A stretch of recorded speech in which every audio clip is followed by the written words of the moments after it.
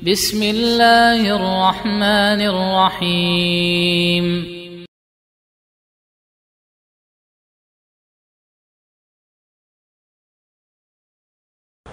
Apa hukumnya seorang akhwat mengikuti lomba MTQ atau yang semisalnya?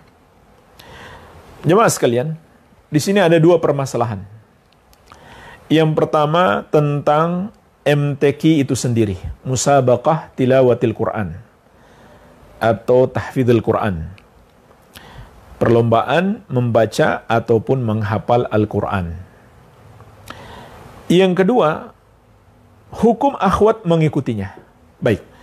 Adapun yang pertama, maka hukumnya boleh insyaallah ta'ala, karena itu perlombaan yang mengandung kemaslahatan bagi Islam dan kaum muslimin. Perlombaan yang mengandung kemaslahatan bagi Islam dan kaum muslimin, maka ini dibolehkan dalam syariat.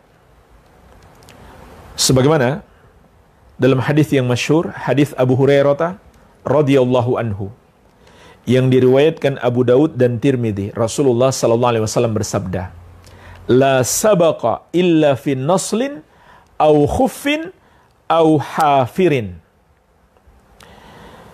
Tidak ada perlombaan.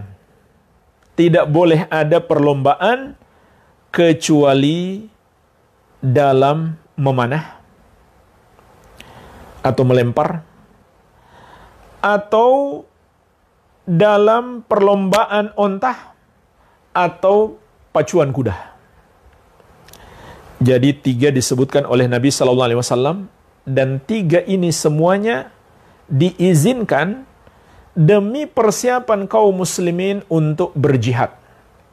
Oleh karena itu, sebagian ulama mengkiaskan, kalau begitu, setiap lomba yang mengandung kemaslahatan bagi kaum muslimin, bagi agama mereka, maka dibolehkan dalam syariat.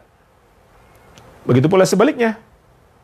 Kalau tidak mengandung kemaslahatan bagi agama, tidak dibolehkan dalam syariat.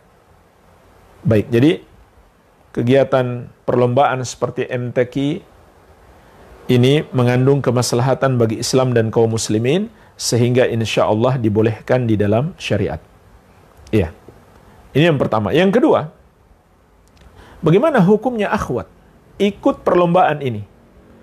Maka pertanyaan seperti ini pernah diajukan kepada Asy-Syaikh Ibnu Baz rahimahullahu ta'ala. Dan beliau mengatakan, jawabannya boleh, tidak mengapa. Tapi dengan syarat tidak mengandung keharaman di situ. Contohnya apa keharaman, kata beliau? Adanya campur baur laki-laki dan wanita. Tidak dipisah majelis antara laki-laki dan wanita.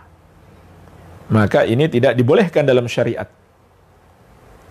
Dan Allah berfirman, "Wa idza sa'altumuhunna mata'an fas'aluhunna mi wara'i hijabin." Kalau kalian meminta sesuatu, wahai para sahabat, kepada istri-istri Nabi, mintalah dari balik hijab. Yang demikian itu lebih suci bagi hati kalian dan hati mereka. Perhatikan jemaah sekalian, ini interaksi generasi terbaik, orang-orang yang paling mendalam ilmunya dan paling bersih hatinya. Para istri Nabi sallallahu alaihi wasallam dan para sahabat beliau radhiyallahu taala anhum ajmain. Allah perintahkan mereka untuk saling berhijab, berinteraksi dari balik hijab.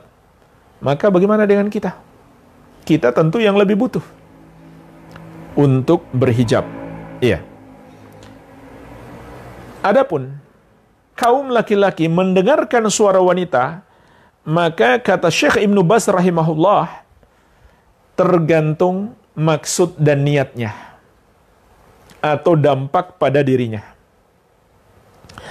Kalau maksudnya untuk mengambil faidah dari Al-Quran, mentadabburi Al-Quran, maka tidak mengapa.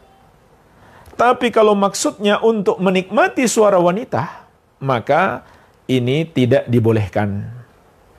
Ini termasuk tidak dibolehkan dalam syariat. Iya. Makanya Allah perintahkan kepada kaum wanita untuk tidak melembutkan suaranya. Fala takhda'na bil qaul fayatma'alladzi fi qalbihi marad. Wahai para wanita, janganlah kalian melembutkan suara kalian sehingga orang yang di hatinya ada penyakit itu berkeinginan untuk berbuat keji kepadamu.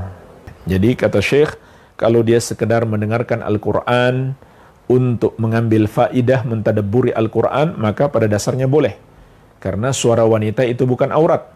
Tapi kalau dia dengar untuk menikmati atau dia terfitnah dengan suara wanita, maka tidak boleh baginya.